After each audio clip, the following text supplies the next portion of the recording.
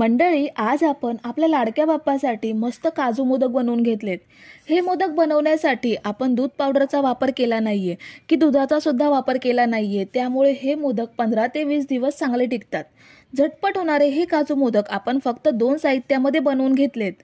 महत्त्वाचं म्हणजे आपण ह्या मोदकांसाठी पाक सुद्धा बनवणार नाही आहोत। झटपट बनवून जास्त दिवस टिकणारे बिना भेसळीचे फक्त काजू वापरून बनवलेले आपले आजचे हे अस्सल काजू मोदक आहेत।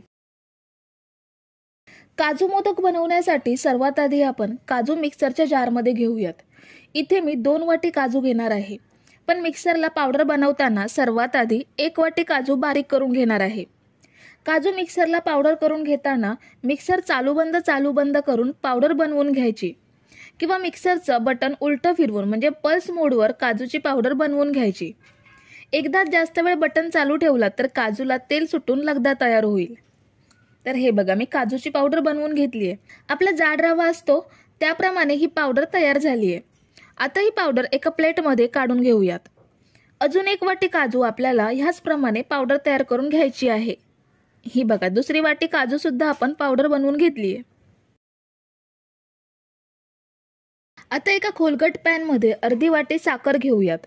ज्या वाटीने काजू घेतले त्याच सेम वाटीने साखर आणि पाणी घ्यायचं आहे। अर्धी वाटी साखरेसाठी अर्धी वाटी पाणी घेऊयात। काजू थोडे गोडसर असतात, त्यामुळे 2 वाटी काजूंसाठी अर्धी वाटी साखर पुरेशी होते। आता आपण ही साखर मीडियम फ्लेम वरती विरघळवून घेऊयात। हे बघा, साखर विरघळली आहे, पाण्याला उकळी सुद्धा आली आहे। आपल्याला साखरेचा अजिबात पाक तयार करायचा नाहीये, फक्त आपल्याला उकळी काढून घ्यायची आहे। पाण्याला उकळी आल्यानंतर यामध्ये 2 वाटी काजूंची पावडर बनवून घेतली आहे ती ऍड करूयात। काजूंची पावडर साखरेच्या पाण्यामध्ये मिक्स करून घ्यायची आहे। गॅसची फ्लेम स्लो करायची।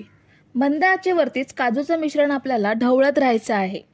फास्ट गॅसवरती मिश्रण पॅनला चिकटण्याची शक्यता असते किंवा रंग सुद्धा चेंज होऊ शकतो, म्हणून मंद आचेवरतीच मिश्रण आपण ढवळून घट्ट करून घेऊयात। तर हे बघा, साधारण 1.5 ते 2 मिनिटातच मिश्रण घट्ट होत चाललंय। ह्या स्टेजला आपल्याला यामध्ये अर्धा चमचा वेलची पावडर ऍड करायची आहे आणि 1 चमचा तूप घेऊयात, म्हणजे मोदकांना तुपाचा आणि वेलची पावडरचा छान स्वाद येईल। आणि तूप घेतल्यामुळे काजूंचं मिश्रण पॅनला चिकटत राहणार नाही। तर अजून हे मिश्रण आपल्याला 4 ते 5 मिनिटे मंद आचेवरती ढवळून घट्ट करून घ्यायचं आहे। काजूंची पावडर ऍड केल्यापासून 7 मिनिटं झाली आहेत। आपण बॅटर चेक करूयात। हे बघा, मिश्रणाचा गोळा तयार होतोय आणि हाताला चिकटत सुद्धा नाहीये, म्हणजे आपलं मिश्रण घट्ट झालंय। अजून हे कसं ओळखायचं, तर हे पॅन मधलं मिश्रण बघा, चमच्याने परतल्यावर फोल्ड होतंय आणि पॅन मध्ये पसरत सुद्धा नाहीये, म्हणजे हे चांगलं घट्ट झालंय। आता गॅस बंद करायचा आणि हे मिश्रण आपल्याला प्लॅटफॉर्म वरती घ्यायचं आहे। पॅन प्लॅटफॉर्म वरती घेतल्यावर 1 ते 2 मिनिटे हे मिश्रण चमच्याने मळत राहायचं, म्हणजे मोदक छान मऊसूद होतो। 1 ते 2 मिनिटे काजूचं मिश्रण चमच्याने मळल्यावरती आपण हे पूर्णपणे थंड करून घेऊयात। तुम्ही जर इथेपर्यंत रेसिपी बघताय तर तुम्हाला एक विनंती आहे की व्हिडिओला एक लाईक जरूर करा। तर मी हे मिश्रण 15 मिनिटे पूर्णपणे थंड करून घेतलंय। हे बघा, जसं काजू कतलीचं मऊसूत मिश्रण असतं सेम तसंच हे मिश्रण सुद्धा तयार झालंय। आता मोदकाच्या मोल्डला थोडंसं तुपाने ग्रीस करूयात, म्हणजे मोदक सहज साच्यामधून बाहेर येईल। बाहेरच्या साईडला पिस्ता दिसण्यासाठी आधी पिस्त्याचे काप मोल्डमध्ये ह्या पद्धतीने ठेवूयात आणि आता मिश्रण मोल्डमध्ये भरून घ्यायचं आहे। तुम्हाला जर ह्यामध्ये स्टफिंग भरायचं असेल तर ह्यामध्ये तुम्ही स्टफिंग सुद्धा भरू शकता। मोल्ड बंद करून गच्च दाबून मिश्रण भरून घेऊयात। आता आपण मोदक डिमोल्ड करून घेऊयात, म्हणजे साच्यामधून बाहेर काढून घेऊयात। हा बघा, आपला सुंदर काजूचा मोदक। साईडला जे एक्स्ट्रा मिश्रण लागलंय ते काढून घ्यायचं, म्हणजे आपला काजू मोदक सगळ्या बाजूने सुरेख दिसतो। हा बघा, किती सुंदर मोदक तयार झालाय। आहे की नाही बनवायला एकदम सोपा। शिल्लक मिश्रणाचे सुद्धा असेच मोदक तयार करून घेऊयात। आपण जे मिठाईवाल्यांकडून काजू मोदक घेतो ते निव्वळ काजूचे नसतात। आपण हे जे मोदक बनवले ते अस्सल काजू मोदक आहेत। काजूंची पावडर आणि साखर घेऊन आपण हे अस्सल काजू मोदक तयार करून घेतलेत। ह्यामध्ये दूध पावडर किंवा दूध सुद्धा वापरलं नसल्यामुळे 15 ते 20 दिवस हे मोदक चांगले टिकतात। शिवाय चवीला सुद्धा खूप छान लागतात। तुम्ही यावरती चांदीचं वर्क सुद्धा लावू शकता। तर हे बघा, मी सगळे काजू मोदक तयार करून घेतलेत. आहेत की नाही बनवायला एकदम सोपे. मी मोदकाचं मोठं मोल्ड वापरल्यामुळे 15 मोदक तयार झालेत. तुम्ही जर छोटं मोदकाचं मोल्ड वापरलात तर 25 ते 30 मोदक आरामात तयार होतील. नमस्कार मंडळी, आज आपण अगदी झटपट होणारे रवा आणि नारळ वापरून मऊसूत मोदक बनवून घेणार आहोत. ह्या मोदकांमध्ये आपण साखर वापरणार नाही आहोत की पाक सुद्धा तयार करायचा नाहीये. अगदी झटपट आणि सोपी पद्धत वापरून आणि महत्त्वाचं म्हणजे गूळ घालून आपण आजचे हे मोदक बनवून घेणार आहोत. तर सर्वात आधी आपण मिक्सर जारमध्ये 2 वाटी रवा घेऊयात. इथे मी हा साधा जाडा रवा घेतलाय. जो आपण शिरा किंवा उपम्यासाठी वापरतो तोच रवा आहे. जर तुमच्याकडे बारीक रवा असेल तर तो तुम्ही डायरेक्ट घेऊ शकता. तर हा बघा, रवा मी दळून अशी बारीक पावडर तयार करून घेतलीये. आता पॅन मध्ये 2 चमचे तूप घेऊयात. तूप विरघळल्यावरती आपण बारीक केलेला रवा ऍड केला. हा रवा भाजण्यासाठी आपण 4 चमचे तुपाचा वापर करणार आहोत, पण सर्वात आधी मी 2 चमचे तूप घेतलंय. रवा आपल्याला मंद ते मध्यम आचेवरती सतत ढवळून भाजून घ्यायचा आहे. तर रवा भाजायला घेऊन इथे 5 मिनिटं झाली आहेत. पुन्हा या रव्यामध्ये आपल्याला 2 चमचे तूप घ्यायचं आहे. ह्या पद्धतीने रवा थोडासा भाजून पुन्हा तूप ऍड केल्यामुळे रवा छान फुलून येतो.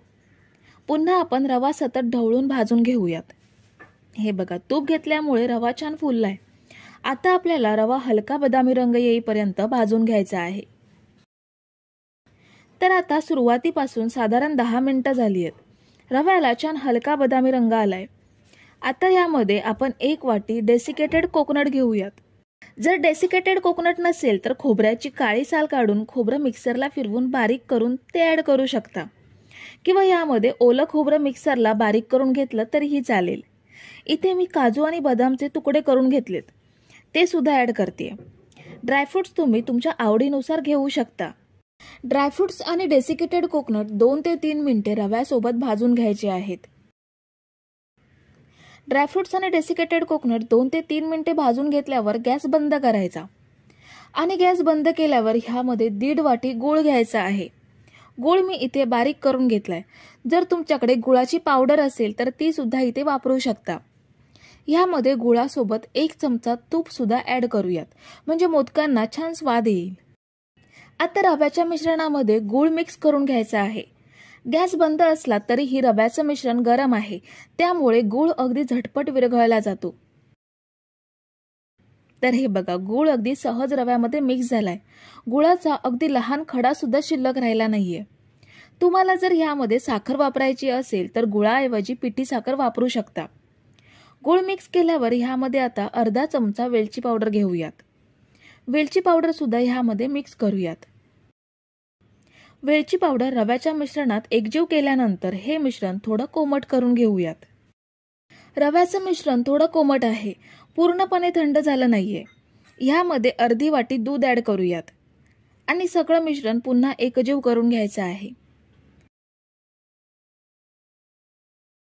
तर आपलं मोदकाचं मिश्रण तयार आहे. आपण मोदक तयार करून घेऊयात. मोदकाच्या मोल्डला थोडंसं तूप लावून घ्यायचं, म्हणजे मोदक अगदी सहज साच्यातून बाहेर येईल. आता मिश्रण साच्यामध्ये भरून घेऊयात. मिश्रण अगदी गच्च साच्यामध्ये भरून घ्यायचं आहे. तुम्ही जर इथेपर्यंत रेसिपी बघताय तर तुम्हाला एक विनंती आहे की व्हिडिओला एक लाईक जरूर करा. मोदकाचं मिश्रण आपण साच्यामध्ये पूर्णपणे भरून घेतलंय. आता मोदक बाहेर काढूयात. हा बघा, आपला दाणेदार रवा नारळाचा गूळ घालून तयार केलेला मऊसूत मोदक तयार. शिल्लक मिश्रणाचे सुद्धा असेच मोदक तयार करून घ्यायचे आहेत. इथे एक टीप लक्षात ठेवा, जर सगळे मोदक बनवेपर्यंत मिश्रण कडक जाणवलं तर पुन्हा गॅसवरती हलकं गरम करून घ्यायचं, म्हणजे मिश्रण पुन्हा मऊसूत होतं. तर मी सगळे मोदक बनवून घेतलेत. बघा किती सुंदर दिसतायत ते. हे मोदक चवीला तर अप्रतिम लागतातच, पण गूळ घालून आपण त्यांना पौष्टिक सुद्धा बनवलंय.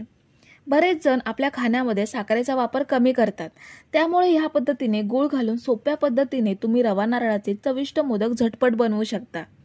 मग काय मंडळी, रेसिपी आवडली ना? रेसिपी आवडली असेल तर व्हिडिओला लाईक करा, कमेंट करा, रेसिपी तुमच्या मित्रमैत्रिणींसोबत शेअर करा आणि चॅनलला सबस्क्राईब केलं नसेल तर पटकन सबस्क्राईब करून घ्या. थँक्यू.